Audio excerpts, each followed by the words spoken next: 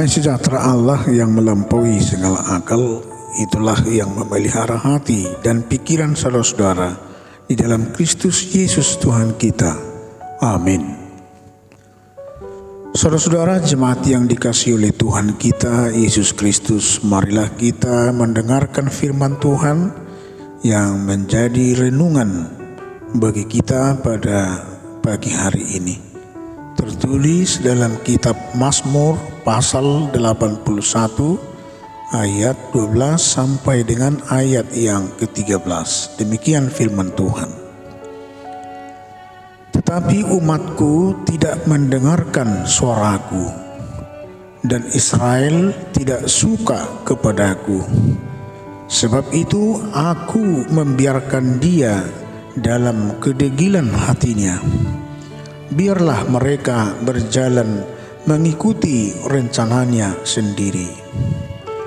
Alaidang ditangihon bangsokku soraki, jaladang dioloi Israelau. Jadi hupasobu maibana ditakang ni rohanai. Gabi diitihut nasida ma lomo-lomo ni rohanasida. Saudara-saudara, ada nasihat dalam falsafah Bata yang berisikan jangan ada penyesalan yang berbunyi seperti ungkapan ini. Unang jolo tertuktuk asa binereng batu di jolo niba. Unang jolo hait asa binereng pahian niba.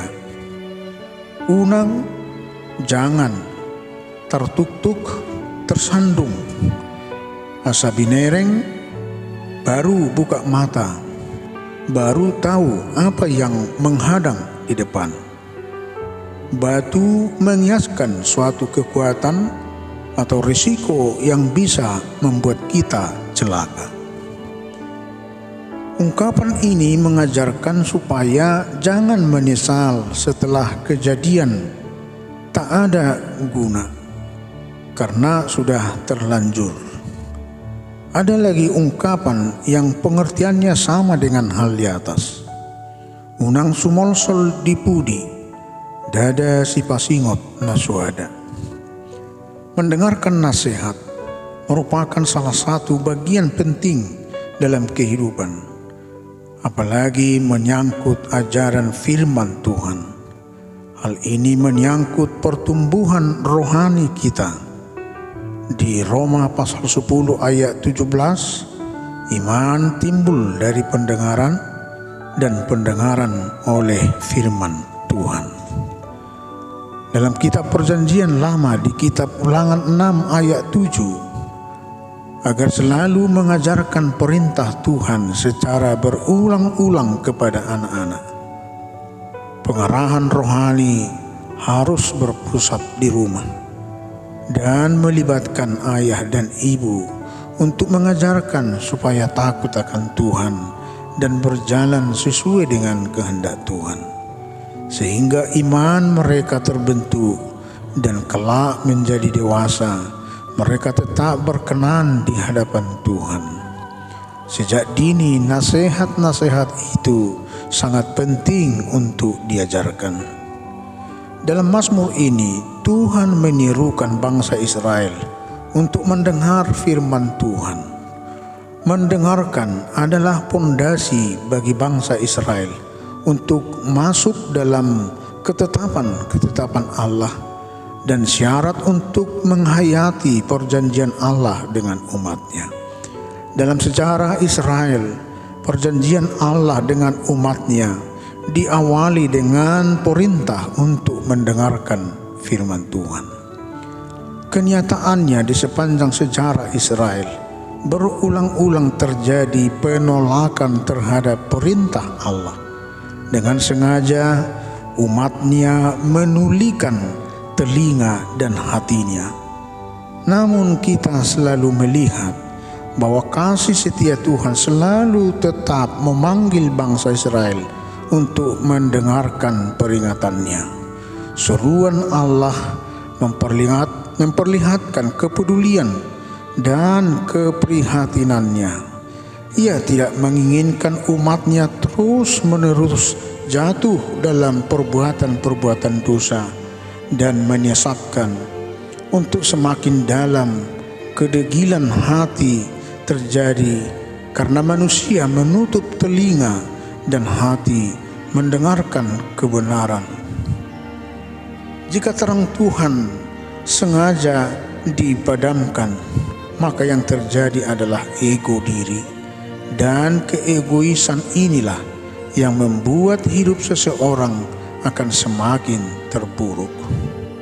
Pernahkah kita merasa menyesal setelah mengalami sesuatu yang buruk karena kedegilan dan tidak mau mendengarkan nasihat?